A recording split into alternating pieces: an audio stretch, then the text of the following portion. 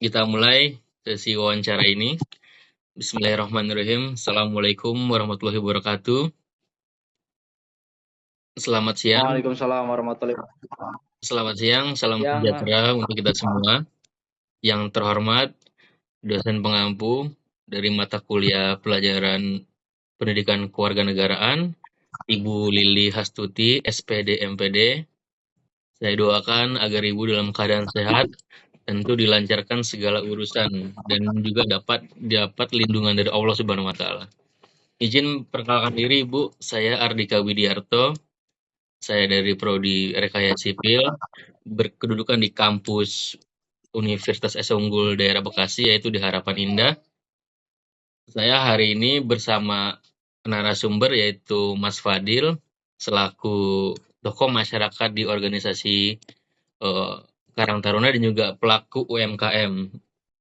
Izin Mas Fadil, terkait tugas dari kuliah, saya ingin mewawancarai Mas Fadil dan juga pandangan dari Mas Fadil terkait integrasi nasional yang ada di negara Indonesia ini.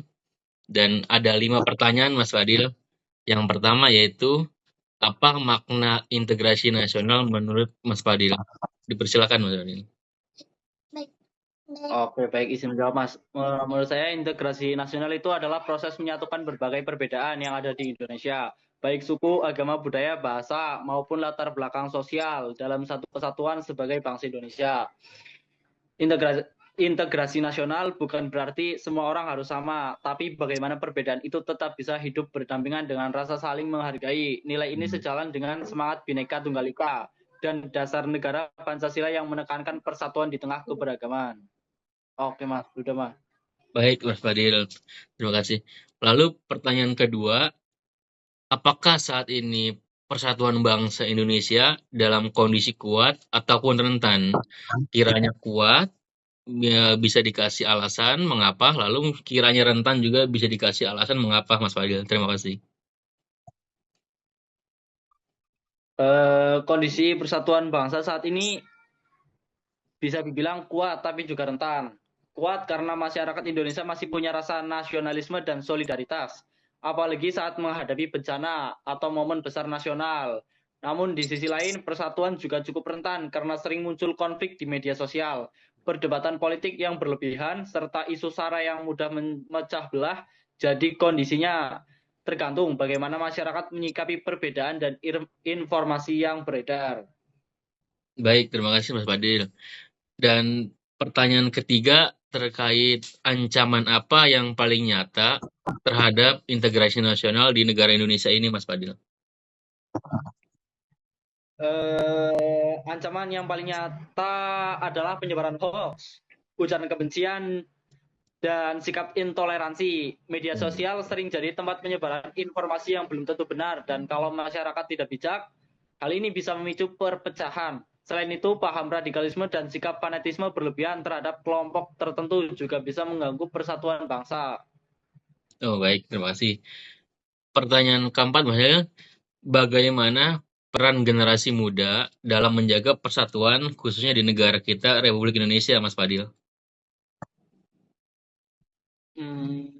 Peran generasi muda. Peran generasi muda dalam menjaga persatuan, generasi muda punya peran penting karena mereka adalah penerus bangsa. Anak muda harus jadi contoh dalam bersikap toleran, terbuka terhadap perbedaan, dan bijak menggunakan media sosial. Selain itu, generasi muda juga perlu aktif dalam kegiatan sosial organisasi atau komunitas yang mendorong kerjasama dan semangat kebangsaan. Dengan begitu, nilai persatuan tidak hanya jadi teori, tapi benar-benar dipraktikkan dalam kehidupan sehari-hari. Oke, baik. Dan pertanyaan terakhir, Mas Fadil, solusi apa yang perlu dilakukan oleh pemerintah dan juga masyarakat? Karena kita tahu bahwasanya kolaborasi antara masyarakat dan pemerintah itu sangat menghasilkan yang baik. Jadi solusi apa yang dilakukan oleh masyarakat dan pemerintah, Mas Fadil?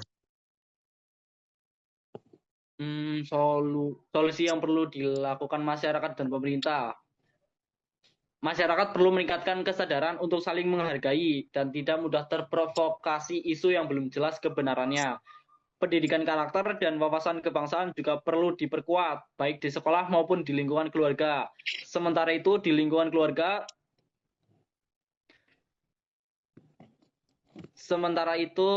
pemerintah perlu tegas terhadap penyebaran hoax, kebencian, serta memastikan pembangunan yang merata agar tidak ada daerah yang merasa tertinggal. Kalau masyarakat dan pemerintah bisa saling bekerja sama, integrasi nasional akan tetap terjaga dengan baik, Mas. Terima kasih Mas Fadil dari atas jawaban dari 5 pertanyaan saya.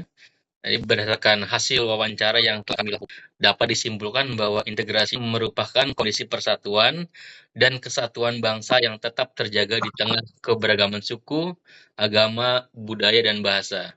Perbedaan yang ada bukan untuk dipertentangkan, melainkan menjadi kekuatan jika dikelola dengan sikap saling menghargai dan toleransi. Saat ini, persatuan bangsa dinilai masih cukup kuat, namun berada dalam kondisi yang rentan. Perkembangan media sosial menyebarkan hoax, ujaran kebencian, serta sikap intoleransi jadi ancaman nyata yang dapat memecah belah masyarakat jika tidak disikapi dengan bijak. Oleh karena itu, diperlukan kesadaran atau kesadaran bersama dan juga kolektif untuk menjaga keharmonisan dalam kehidupan berbangsa dan bernegara. Generasi muda memiliki peran penting sebagai penerus bangsa dan agen perubahan.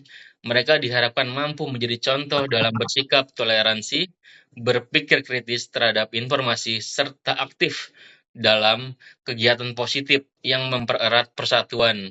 Di sisi lain, pemerintah perlu memperkuat pendidikan karakter dan menegakkan hukum secara tegas terhadap tindakan yang mengancam persatuan dengan kerjasama angkat dan pemerintah. Integrasi nasional dapat terus terjaga dan kuat jika kita saling melengkapi. Jadi kesimpulan ini juga dapat disimpulkan bahwasanya pentingnya pendidikan kewarganegaraan terhadap mahasiswa dan juga sekolah-sekolah yang ada di Indonesia ini, dan tak lupa kita mengucapkan syukur bahwasanya di bangsa Indonesia ini walaupun beragam kita masih Bhinneka Tunggal Ika. Mungkin hanya itu saja yang bisa kami sampaikan. Kurang lebihnya mohon maaf. Wassalamualaikum warahmatullahi wabarakatuh. Waalaikumsalam warahmatullahi wabarakatuh. Terima kasih Mas Fadil atas waktunya Mas.